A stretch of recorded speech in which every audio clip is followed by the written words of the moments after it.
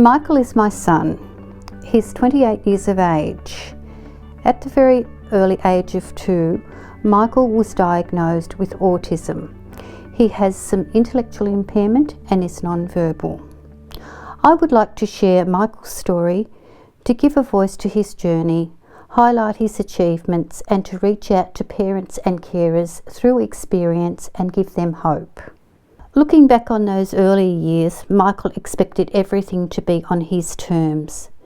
At home, he was happy to do his thing, which was lining up rows of buttons across the floor and playing with clothes pegs.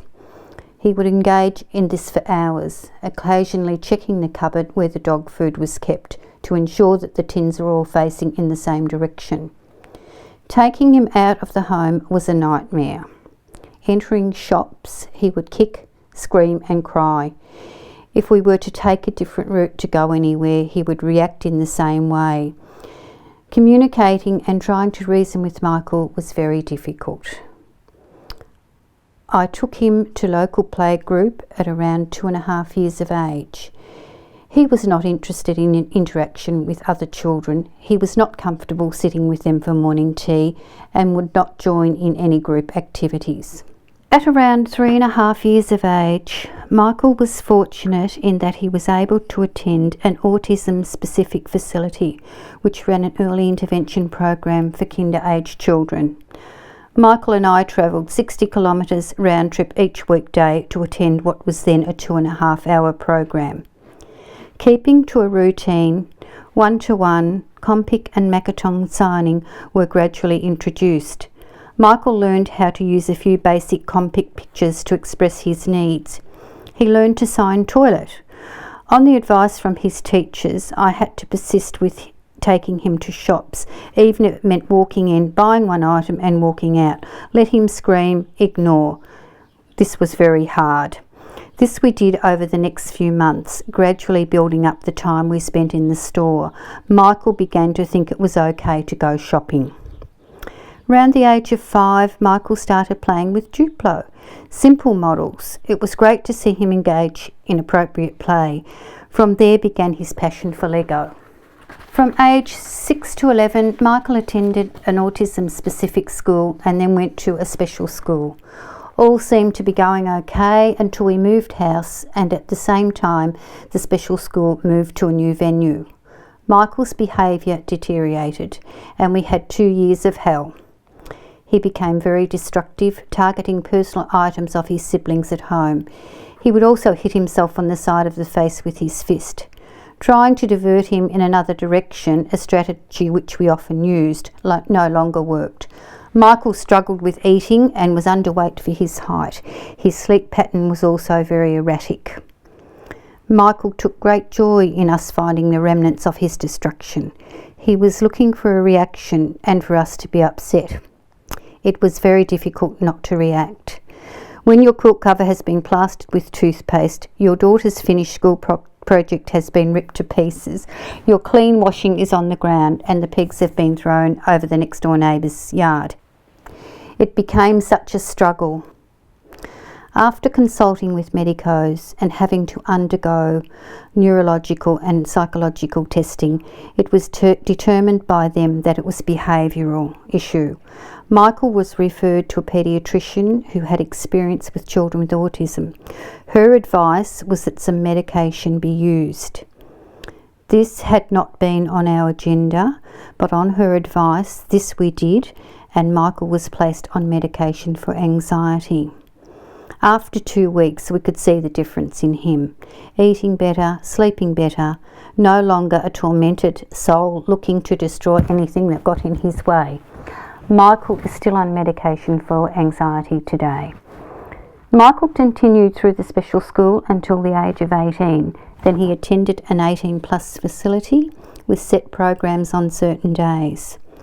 At the age of 21, Michael moved with the family to the country. Trying to avoid the hassles which followed the previous move, we involved Michael in all aspects, looking at the house before purchase, going to final inspection and spending a few weekends visiting prior to our final move. One of my favourite memories with Michael is just prior to his 21st birthday. Michael, his dad and I having a holiday together in Queensland, staying for a week. After the initial trauma of the plane trip, going to all the theme parks, watching him on the rides, taking him out each night for dinner, just seeing how much pleasure it gave him, and then purchasing an aeroplane for him to construct in Lego. It was at this point that I realised just how far Michael had come. Michael has dreams, and we have dreams for Michael. Michael would like to continue his journey in life, perhaps enhancing his independent living skills, keeping fit, doing all his activities which he does now, and of course continuing on with his Lego, maybe displaying it to the wider community. 8 years on and life is good for Michael now. Michael has continued his passion for Lego. He now has around 500 sets. He will spend hours with the more difficult models. He likes to display his Lego and enjoys showing people when they visit. He also enjoys attending any Lego exhibitions being held. Over the last 3 years, Michael has learned to swim. Prior to this, he would just splash around in the pool to cool off and have fun. He attends the local pool for a weekly lesson where he does laps of the pool, practicing various strokes. His teacher is amazing. She has been able to teach him the swim vocab, so when she gives a verbal instruction, he knows exactly what she means. She is very proud of what Michael has achieved, as we are too, and we are very grateful for her persistence. Michael's communication has been enhanced by the use of an iPad and a program called Pro Lequo to Go. He is able to have a voice through this program. He is able to request activities, food, where he wants to shop. He still does some Makaton signing and has a few of his own which are familiar to his family and his support staff. His week is now tailored to his needs. He participates in rolling and delivering pamphlets, does ceramics, cooking, woodwork, attends a gym session twice a week, does his swimming session and goes on a group outing every Friday.